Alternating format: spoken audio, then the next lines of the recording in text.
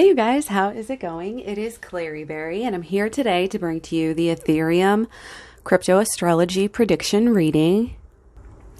So we are going to look at ETH or Ethereum for these last days of September and into the beginning of October. So let's go ahead and get this party started. Now I just want to take a look at this Sun, Sextile, Natal, Saturn that we had on, oh my gosh, you guys, this is so cool.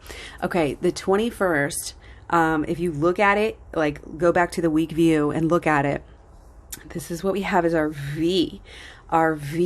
This, you know, it's kind of get it done energy, but again, this is all about facing things. You know, this is going to be facing the direction. So get it done, turn it around, do what you need to do. That's kind of the energy. And this is a theme for this week, getting things done, being inspired to get things done, and you know, having to again kind of go up and then come back down.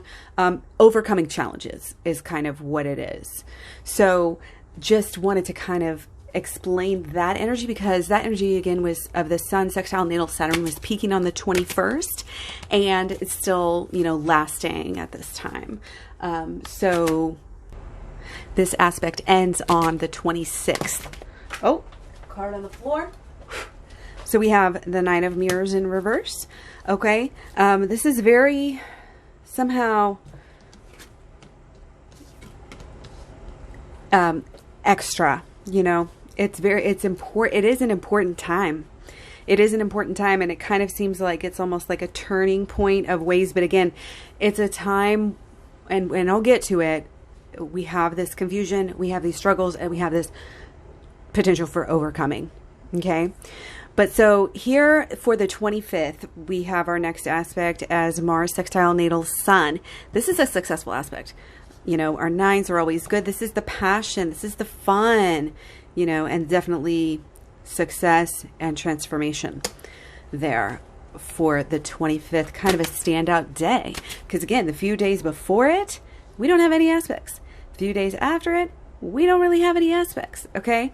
So the success on this day might wane a little bit. Okay. Throughout, again, the next few days, because it doesn't have really anything, you know, big that is of note coming in those days. So a lot of times when you don't have aspects, it kind of falls down, you know.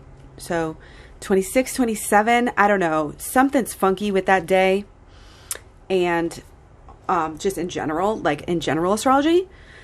So I don't know what's going on there, but again, probably going to be just kind of, again, going up and coming back down, you know, and like the 29th, we have the Sun in conjunct Natal Neptune. So really speaks to, here we go, bottom peak. That's the, I had more, you know, down. We may be kind of doing the up and down around here, but this is just potential for confusion, just going the wrong direction, confusion with this aspect. But this aspect is kind of balanced out, because on the 29th, we also have the peak of Sun, Sextile, Natal, Sun. So, wow. Okay, look at this is just really interesting. How we have our ups and then down, like it's the V's. The V's is, again, a theme here. For this aspect, it's deepening interest. This is getting into, you know, getting into the story, falling in love with, you know, even in a friendly way, you know, like just being so interested in someone, in this case, in Ethereum. And it's people that are opening up to, there's definitely a travel element here. It's like the news of Ethereum is traveling to new people, such and such and such. Okay. So again, sometimes this is awakenings that are happening before people buy. Okay. So it takes a minute for, you know, you to see the blessings from this aspect. This is not a big bump anyway, but it is good long-term energy, I think, coming through on the 29th. So 29th, both of these are pointing down, and I'm really just feeling the directions, you know, talking strong here with these cards. So, you know, I'm not sure if this more long-term bullish aspect here with the Sun, Sextile, Natal, Sun can actually compete, you know, even though the sun in conjunct natal Neptune is more of a minor aspect there, but again, wouldn't expect huge things for the 29th, but it, it does have some positive energy just because, it's the peak of 2. And again, that second aspect is not that bad at all. So I think we're going to be coming into some growth between the 29th and the 21st. Looks a little bit better. We're having a little bit more aspects closer together, some positive. There's definitely something about efficiency here. And again, getting it done. And getting it done doesn't always mean getting everything done. Sometimes, again, it's baby steps here. It's chipping away at it. I'm getting a lot of still even Virgo coming through here. Work, get it done. And you've just got to put your hours in. You just got to put your hours in and pay the dues, before you can reap the rewards. But here again, we're coming into more creative energy here. Again, people are starting to open up a little bit more. And then you come into, again, on the 1st, we have, again, it's not going straight up. It's bullish, I think, but it's a little bit more, chug a chug a chug, chug a chug a chug chug. So moving along into the 2nd, comes back down. Oh, we're so sad, even though I think, if we really look around, we're not doing that bad. We can almost always say that.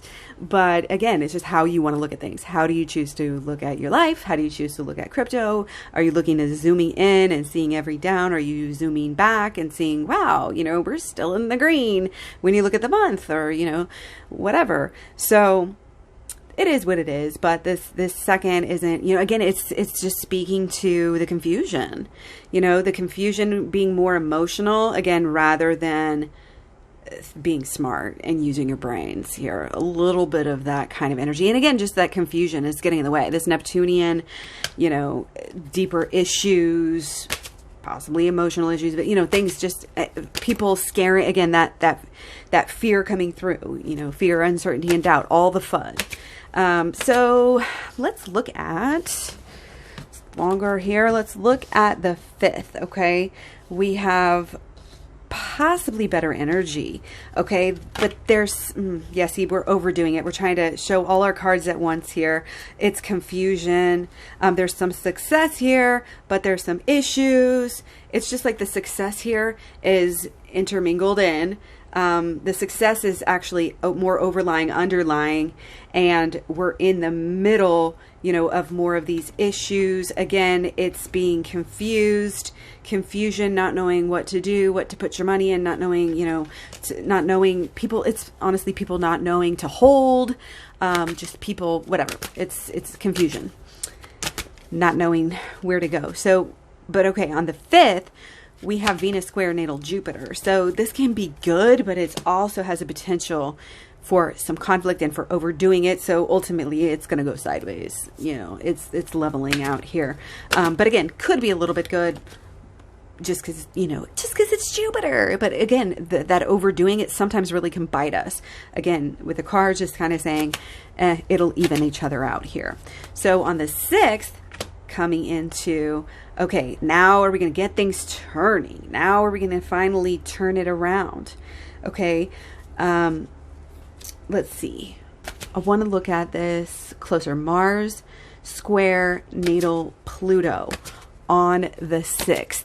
And there's a fate element here. And there is kind of a luck, and a happiness that sort of comes through. There's a fire that is either about to catch, and again, overcoming, starting from a place, of not being where you want, and again, this is also, it's kind of peak energy too. It's like doing really, really good and then coming back down. Okay.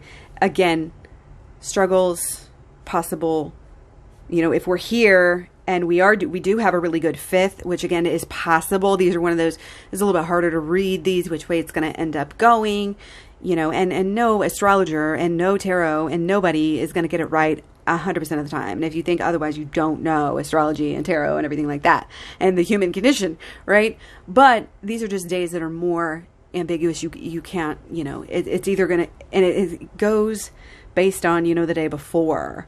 So, if we come let's say from the second, we're not doing so great. So the second and third might not be so great. And then coming into, you know, the fourth, we might be sideways. Going into, let's talk about, we talked about the fifth and then the sixth here. Yeah, the sixth is definitely, I think, going to be better. Even the fifth and the sixth may be good. They might be looking pretty good here because we do kind of have this almost like a overcoming and a protected. It all has to do with the FUD. It all has to do with, you know, how we allow the powers that be that really control the, you know, everything. I mean, they control the news waves, they control the airwaves, they control, you know, the skies, and then they control what we can say, you know, here and there. And it's just like one of those things. I know I sound like a certain way right now, and it's just it's not left or right or partisan political in any way, but that's what part of crypto is, you know, coming up, you know, and being able to have that power and being able to, you know, have a chance, you know, to survive really. Oh gosh, scared me.